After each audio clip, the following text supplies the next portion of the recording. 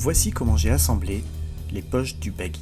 J'ai d'abord replié au fer les valeurs de couture sur les parties plaquées des poches. Ces poches sont semi-plaquées, c'est-à-dire qu'elles sont plaquées sur deux côtés plus ce petit angle.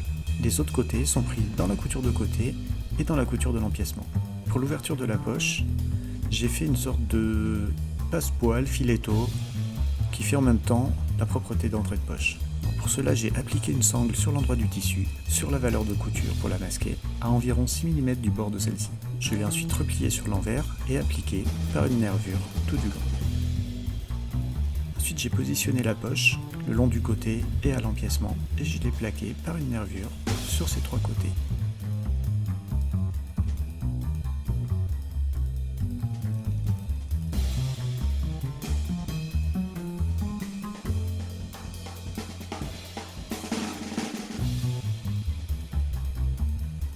La partie d'en haut est prise dans l'empiècement que j'assemble ici par une piqûre à 1 cm.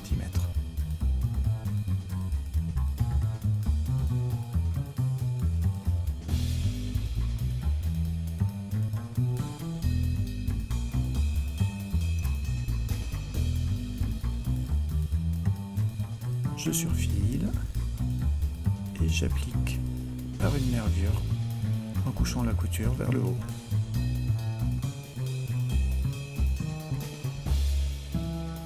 Je m'occupe maintenant des poches avant. Je prépare d'abord la poche ticket en surfilant les côtés. Tu peux remarquer ici que je coupe le fil de la surfileuse avec le couteau de la surfileuse pour gagner du temps. Et suivant le même principe, j'applique la sangle à 6 mm et je la rabats sur l'envers avec une nervure. Donc j'applique la poche ticket sur le fond de poche avant droit.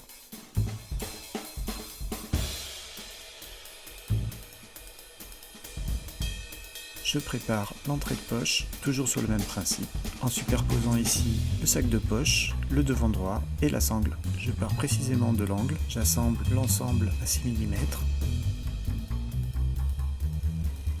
puis je crante mon angle et ensuite j'applique la partie verticale par une piqûre simple, puis la sangle par une nervure à l'intérieur, comme propreté d'entrée de poche.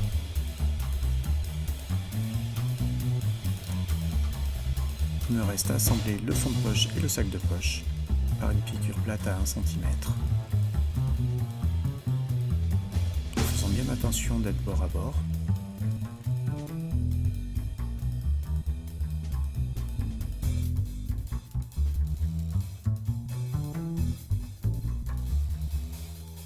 Un coup de surfileuse et mes poches sont terminées.